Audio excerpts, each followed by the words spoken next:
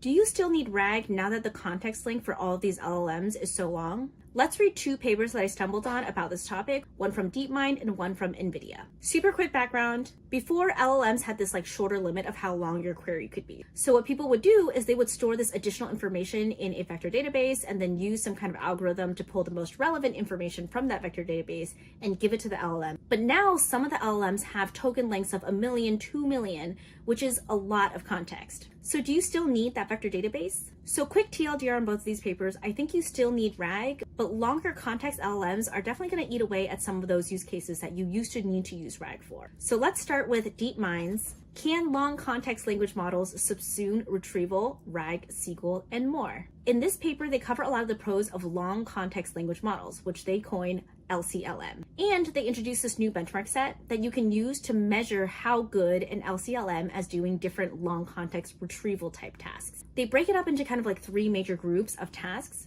The first one is retrieval, which is pulling out a piece of information from a large body of information. And this covers text, audio, and video. The second is RAG, where you retrieve something, but then you also process what you retrieve to give an answer. The third is SQL, where you directly query data instead of using SQL. And they also try this many-shot ICL, which stands for in-context learning, where you provide a bunch of different examples. And the benefit of this is when you do few-shot learning, you have to figure out which few examples to give the LLM, but in many shot, you don't have to worry as much about which ones you pick and choose. So in this paper, they compare Gemini 1.5 Pro, GPT-4o, and Claude 3 Opus with specialized models specifically fine-tuned and built to do these retrieval tasks. Overall, the long context language models performed really well on retrieval tasks and RAG, a lot more than you would expect. However, they did less well on those SQL use cases. They talk a little bit about seek prompting, which is corpus in context prompting. This is critical because when you think about long context language models, how you prompt that language model does matter.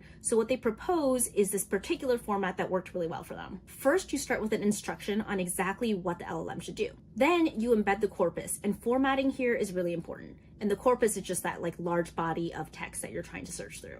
Third, you provide some few-shot examples. Fourth, you prompt it using chain of thought, which is basically telling the LLM to explain how it's trying to solve this problem. And then fifth, you provide the actual question. They do briefly highlight one of the cons of long context language models, which is it's just inefficient and it can get really expensive. This brings us to the second paper, which kind of offers maybe an opposite view on this particular topic. This is titled In Defense of RAG. So in this paper, they start off saying, yeah, LLMs are often better than RAG these days, but they're not super efficient.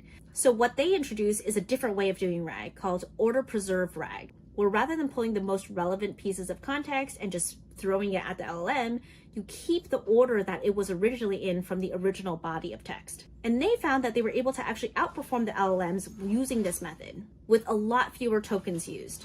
What's interesting though is that providing more context was helpful up to a point, and then it kind of leveled off and sometimes got worse, as you can see in these graphs. So clearly you can see that there are different trade-offs between these two different methods, and it really depends on your use case on which one you use and which one you don't.